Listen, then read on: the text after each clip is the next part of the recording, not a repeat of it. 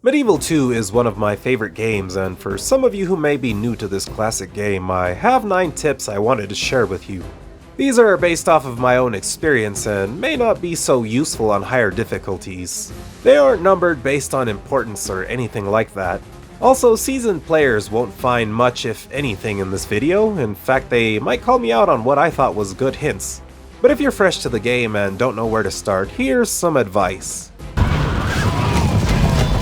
Don't build inns and brothels in every city. I get it, they have a positive public order effect. Seems like a good idea, right? Wrong! Any general you leave in a city with an inn or brothel is gonna accumulate negative traits. Have 1 or 2 specific cities with inns and brothels and keep your non-corrupt good generals away in order to minimize the negative effects on them. Use a lot of assassins. Wherever you do decide to build an inn, pump out as many assassins as you can to kill all foreign agents. Foreign merchants running yours out of business? Snake in the bed. Heretics spreading false gods and converting your priests? Snake in the bed. Foreign army about to siege your castle? Snake in the bed. Be careful though, since using assassins increases your faction leader's dread. If you want a chivalrous king, don't ever use these guys. Also, if they get caught, it understandably completely ruins relations with the target nation. But it's total war, everyone is going to eventually want to kill you and take your shit. Don't fight more than 2 enemies at once, especially at the beginning, and especially if they're on opposite sides of your territories. Fight 1 opponent and then finish them off before moving on to the next if possible, to prevent yourself from stretching out your armies too thinly. Armies cost a lot of money to maintain, and if you could just keep them balled together in one area, it helps a lot with costs and efficiency. Just don't leave the rest of your kingdom too undefended.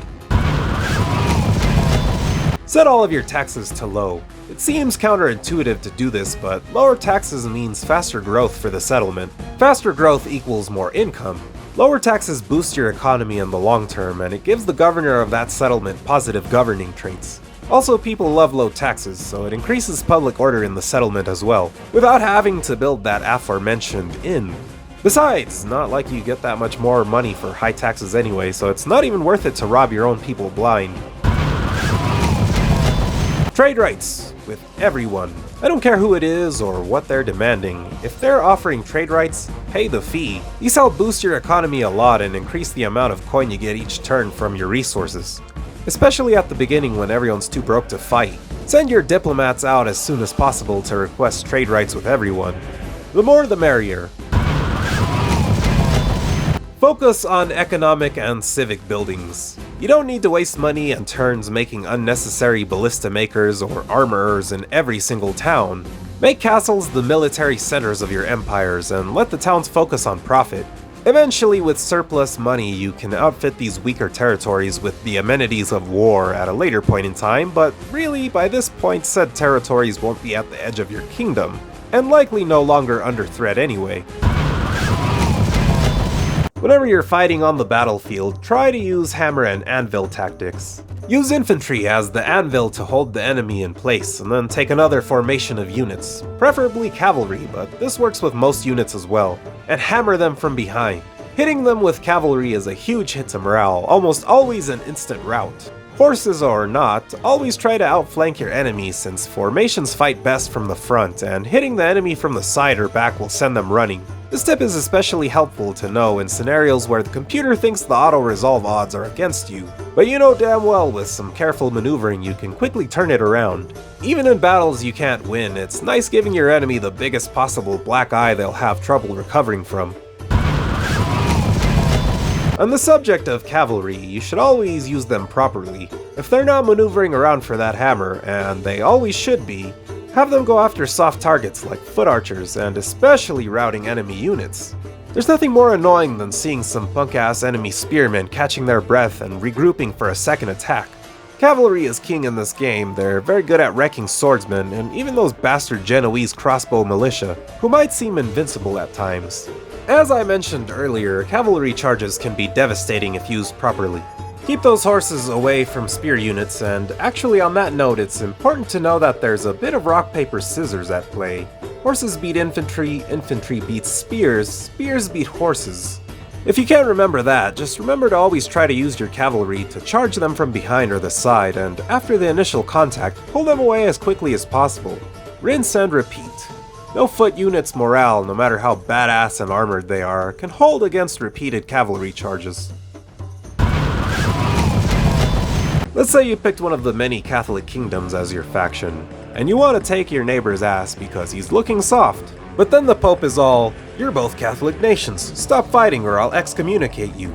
Suddenly the ass-banging grinds to a halt for 10 turns, simply because the Pope says so. First off, don't ignore the Pope. If you get excommunicated, all of your cities will start rioting from religious discontent, and now any Catholic kingdom can declare a crusade against you. Good luck fighting all of that off. Second, any sieges you have going on are fine as long as you don't assault the walls until the forced peace is over. They might even surrender before then from lack of food.